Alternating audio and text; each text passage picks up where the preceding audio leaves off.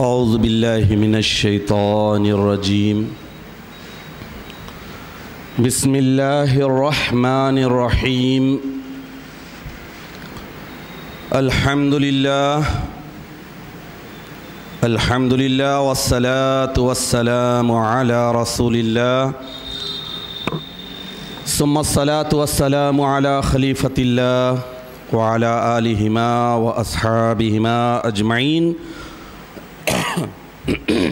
من یومنا ھذا الی یوم الدین اما بعد فقال اللہ سبحانہ وتعالی فی القرآن المجید والفرقان الحمید فاعوذ باللہ من الشیطان الرجیم بسم اللہ الرحمن الرحیم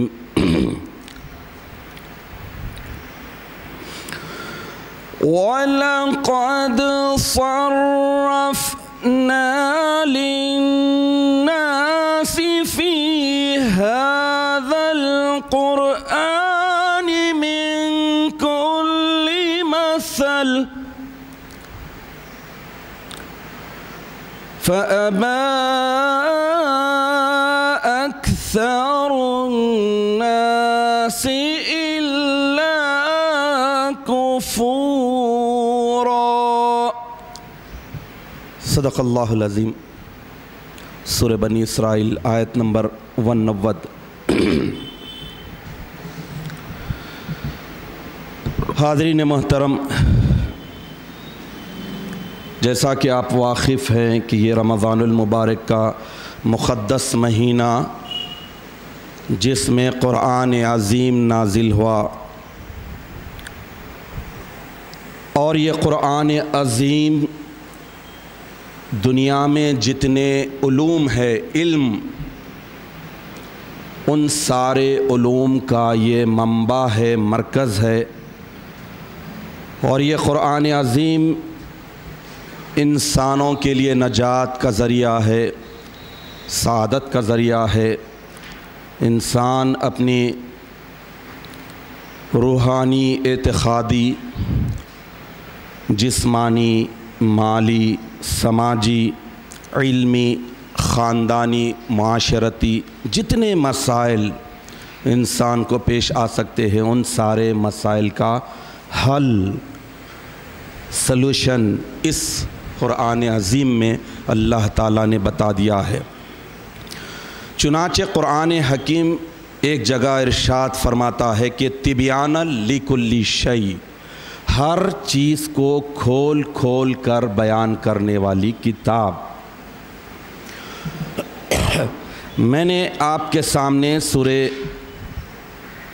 بنی اسرائیل کی آیت نمبر 190 کی تلاوت کا شرف حاصل کیا، جس میں اللہ تعالیٰ ارشاد فرما رہے ہیں کہ وَلَقَدْ صَرَّفْنَا لِلنَّاسِ فِي هَذَا الْقُرْآنِ، بے شک اس قرآن میں ہم نے، اللہ تعالیٰ ارشاد فرمائے کہ ہم نے ہر چیز کو بیان کر دیا ہے، من کلی مثل، ہر مثال کے ذریعے۔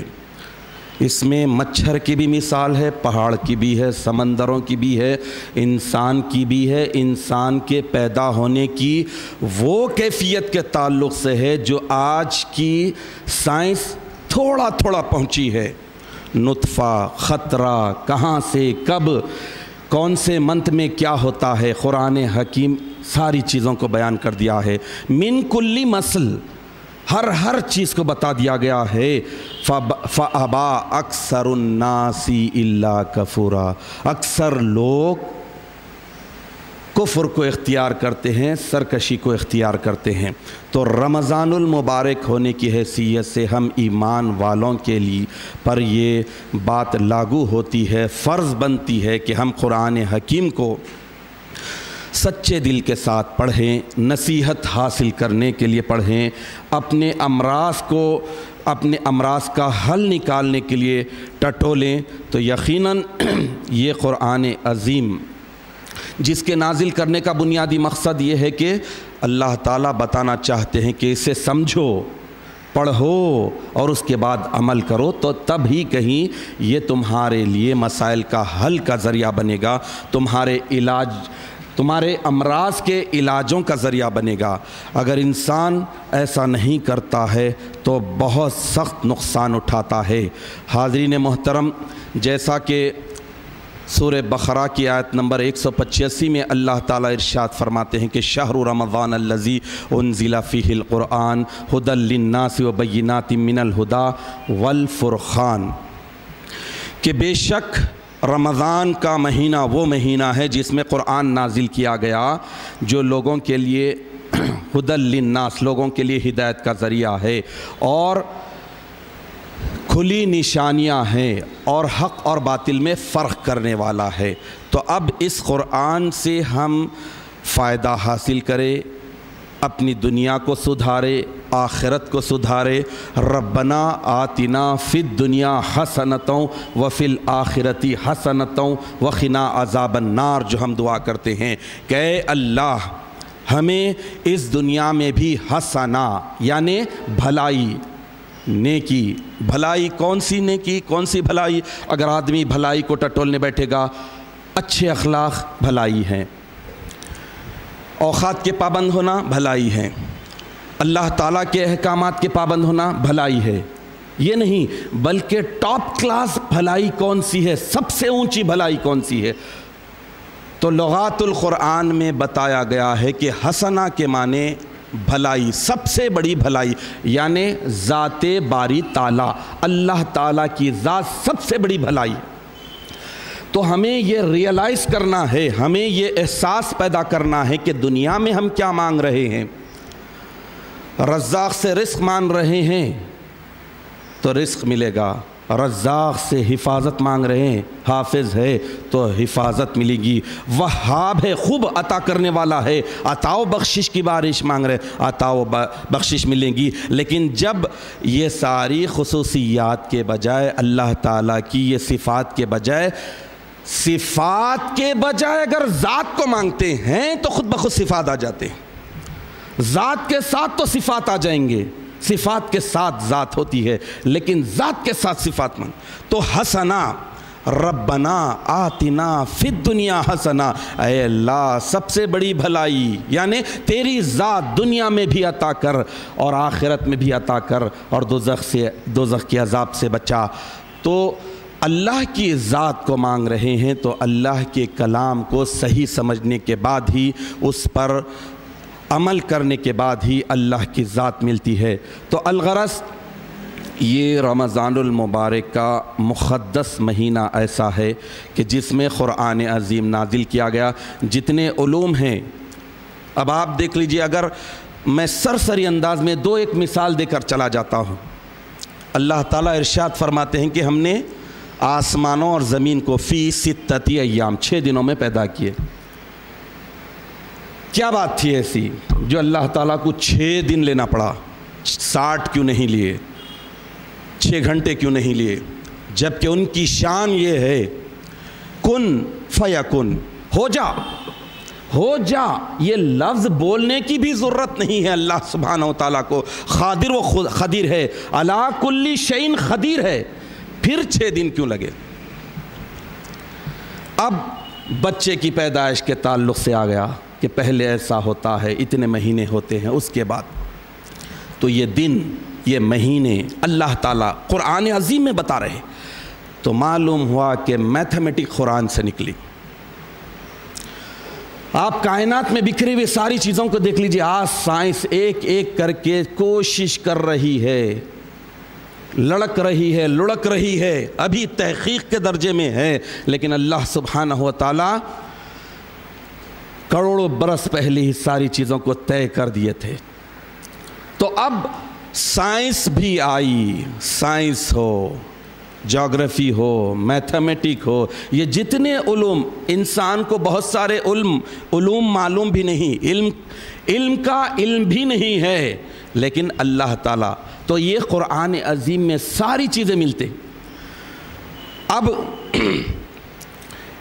ان سارے علوم کا یہ مرکز ہے، منبع ہے قرآن عظیم، اور نازل کیا گیا رمضان المبارک میں۔ اللہ کے رسول صلی اللہ تعالیٰ علیہ وسلم ارشاد فرماتے ہیں، کیا ارشاد فرماتے ہیں کہ خیرکم من تعلم القرآن وَعَلَّمَهُ، تم میں بہترین شخص وہ ہے جو قرآن سیکھے، قرآن کی تعلیم دے، دوسروں کو تعلیم دے۔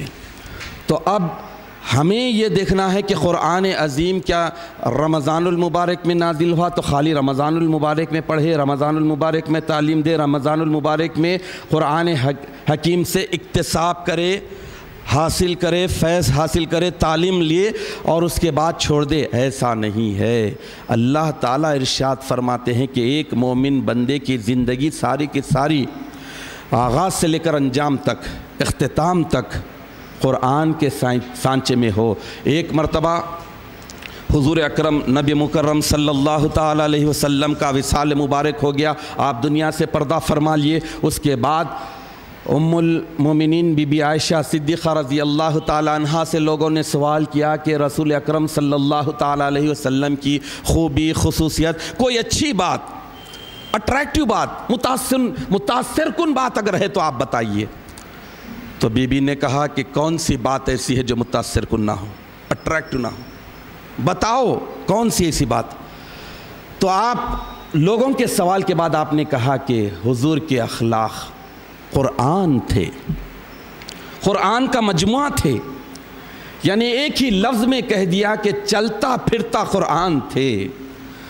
تو قرآن حکیم انسانوں کو بھی بتاتا ہے کہ انسان کے جینے کا، انسان کے مرنے کا، کس حال میں جیے، کیسے جیے، کتنا جیے، کون سی چیز کھائے، کون سی چیز پیے، کون سی چیز کو نہ کھائے، کون سی چیز نہ پیے، کیسا چلے، کیسا دوڑے، یہ ساری چیزیں قرآن عظیم میں بیان کر دی گئی ہیں۔ اور اس اعتبار سے ایک مومن بندے کی ساری زندگی اور زندگی کی ساری ایکٹیویٹیز، اس کا چلنا پھرنا، اٹھنا بیٹھنا، سننا بولنا، ساری کی ساری قرآن حکیم کے سانچے میں ہو۔ تو رمضان المبارک کے مقدس مہینے میں اللہ کے رسول ارشاد فرما رہے ہیں کہ تم میں بہترین شخص وہ ہے جو قرآن کی تعلیم دے، قرآن کی تعلیم حاصل کرے اور قرآن کی تعلیم دے۔ اب یہ تو عام بات ہوئی، خود اللہ کے نبی صلی اللہ تعالیٰ علیہ وسلم کے تعلق سے ہے کہ آپ رمضان المبارک میں نہیں بلکہ غیر رمضان المبارک میں بھی رات بھر تلاوت کرتے تھے، نماز پڑھتے تھے، ٹھہر کر اللہ کی آیات پڑھتے تھے، اور اللہ کی آیات پڑھنے کے بعد رقت طاری ہو جاتی تھی، آپ زار و خطار روتے تھے۔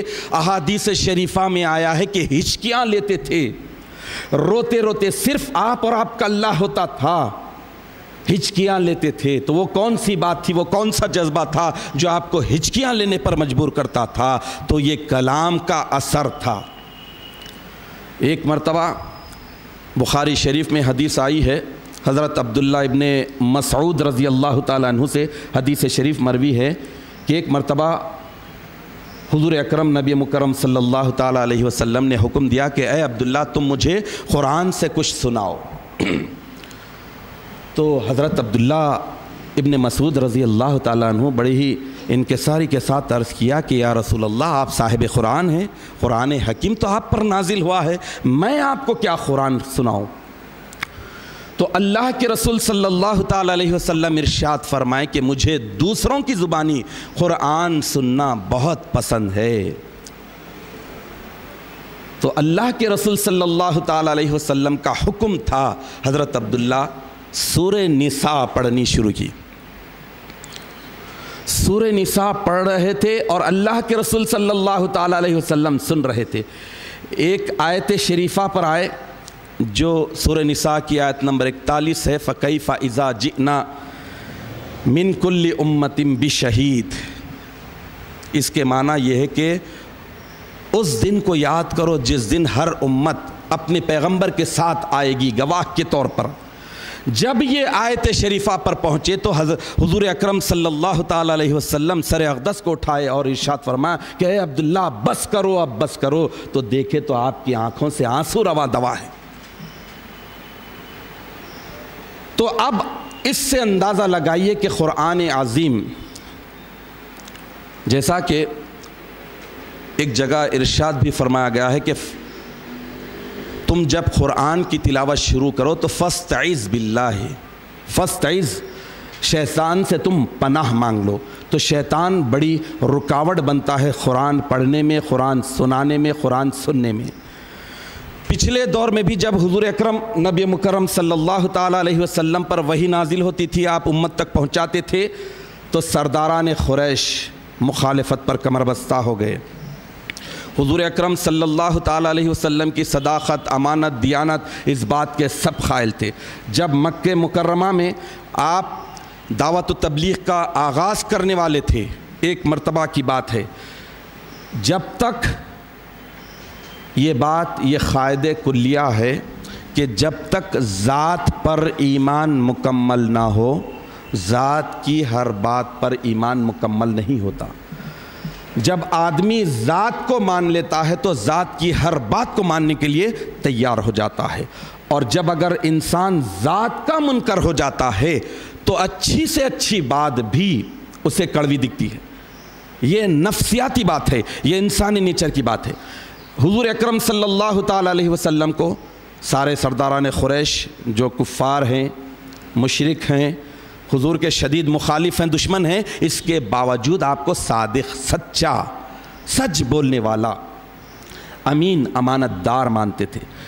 ایک مرتبہ جب اللہ کی طرف سے حکم ہوا کہ اب جاؤ، اپنی قوم کو ڈراؤ، نصیحت کرو، تبلیغ کا آغاز کرو، تو حضور اکرم نبی مکرم صلی اللہ تعالیٰ علیہ وسلم مکے کی پہاڑی پر، ایک پہاڑی پر چڑھے، اور اس دور کا جو پروپیگنڈے کا طریقہ تھا، اعلان کا طریقہ تھا، پہاڑی کی چوٹی پر جا کر آپ نے اعلان فرمایا کہ یا صباح القوم، اے میری قوم آگاہ ہو جاؤ۔ تو سب لوگ آئے۔ گیدرنگ کا جو سب سے پرفیکٹ طریقہ تھا اس کو اختیار کر کے اللہ کے رسول صلی اللہ تعالیٰ علیہ وسلم سب کو جمع کیے۔ پہاڑی کی چوٹی پر اللہ کے رسول صلی اللہ تعالیٰ علیہ وسلم ہیں، اور پہاڑی کے نیچے سرداران قریش، اس میں مومن بھی ہیں، کافر بھی ہیں، اور اس میں خاص طور پر ابو لہب بھی ہے، جس کا اصل نام عبد العزیٰ تھا۔ لات، عزیٰ، یہ اس وقت یہ بڑے بڑے معبود تھے، جو باطل معبود تھے، جن کی پرستش کرتے تھے۔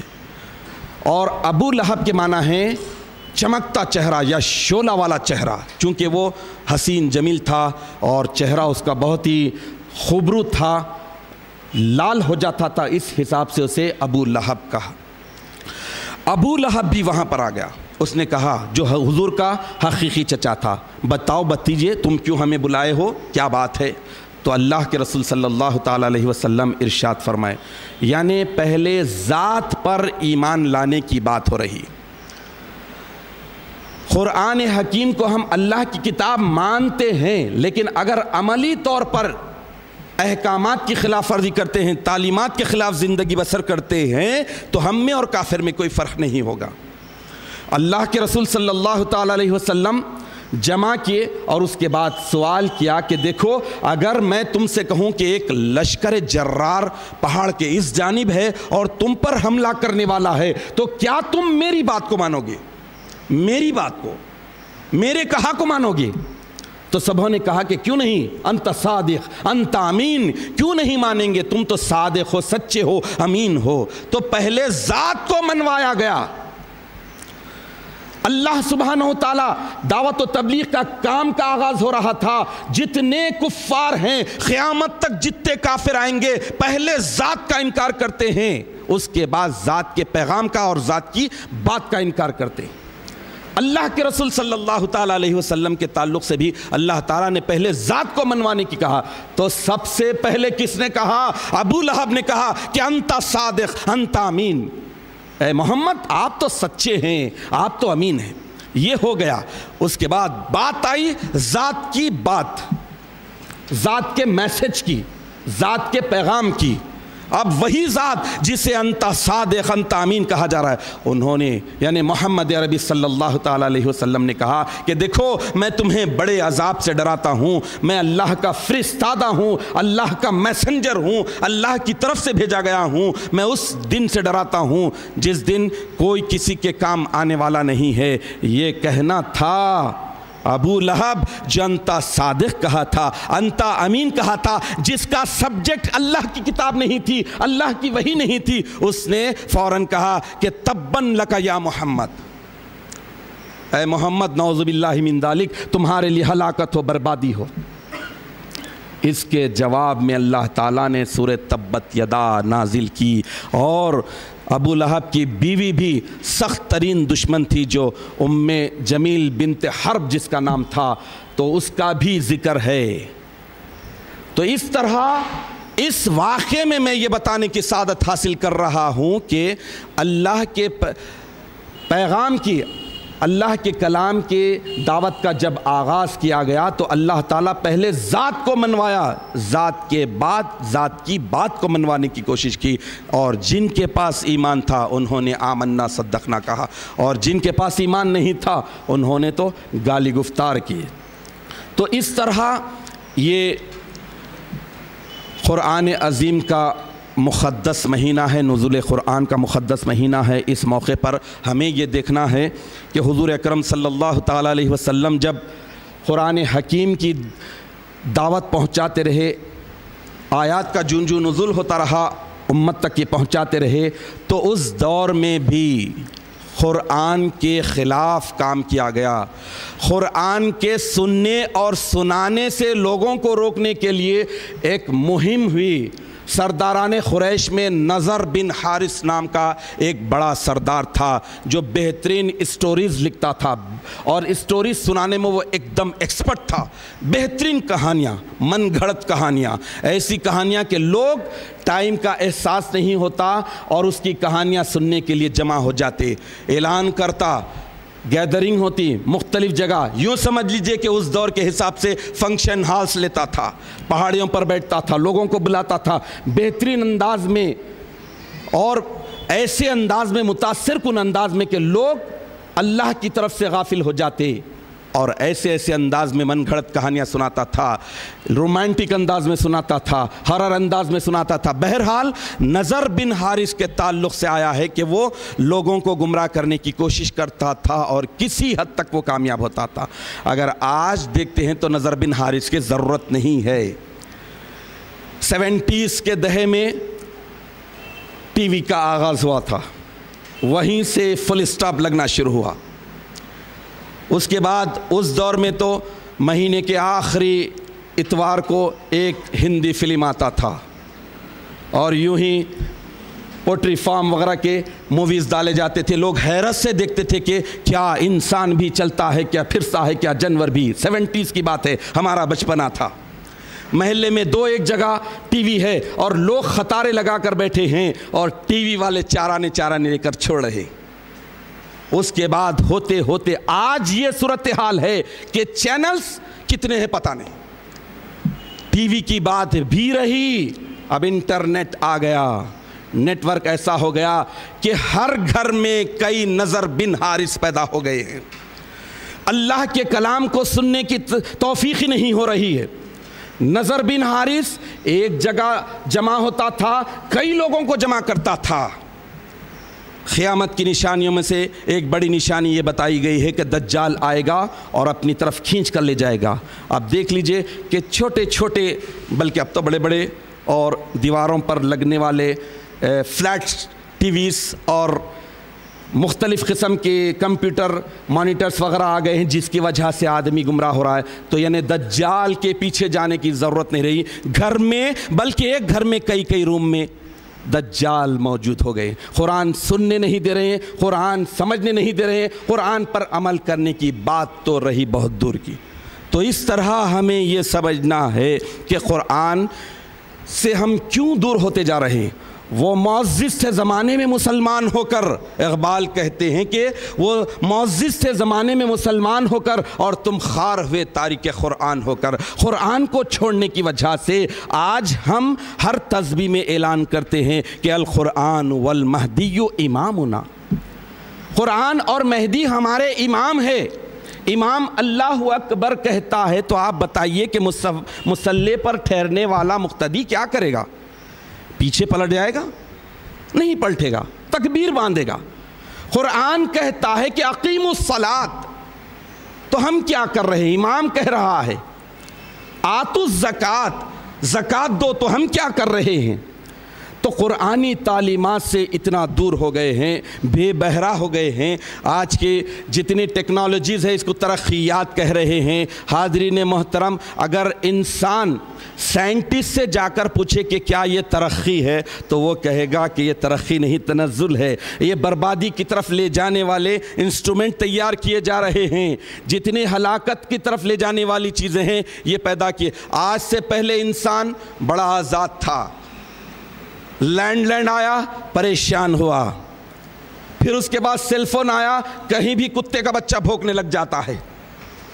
اب آپ دیکھ لیجئے انسان پریشان کس حال میں ہوتا جا رہا ہے۔ اسے ترقی کا نام دیا جا رہا ہے۔ کیا پہلے کے لوگ نہیں جیے؟ کیا پہلے کے لوگوں کے پاس بھی موت نہیں ہوتی تھی؟ کیا پہلے کے لوگوں کے پاس بھی ولادت نہیں ہوتی تھی؟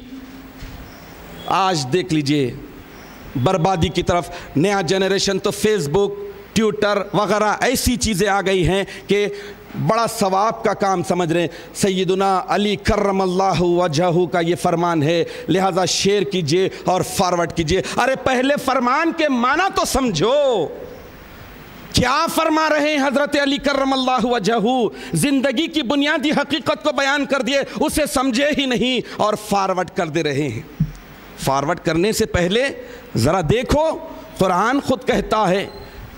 تو اس طرح آج جتنی بھی برائیاں، خرافات، خرابیاں، بدعات، رسومات، کفر، شرک ہو رہی ہے، یہ قرآن کی دوری کی وجہ سے ہے۔ اور آپ کو معلوم ہونا چاہیے کہ خاتم النبیین صلی اللہ تعالیٰ علیہ وسلم ہو یا خاتم اولیاء حضرت مہدی موعود علیہ الصلوۃ والتسلیم ہو، سب سے زیادہ جس چیز کو پیش کیے ہیں، اخلاق سے بھی زیادہ جس چیز کو پیش کیے ہیں، وہ ہے قرآن عظیم۔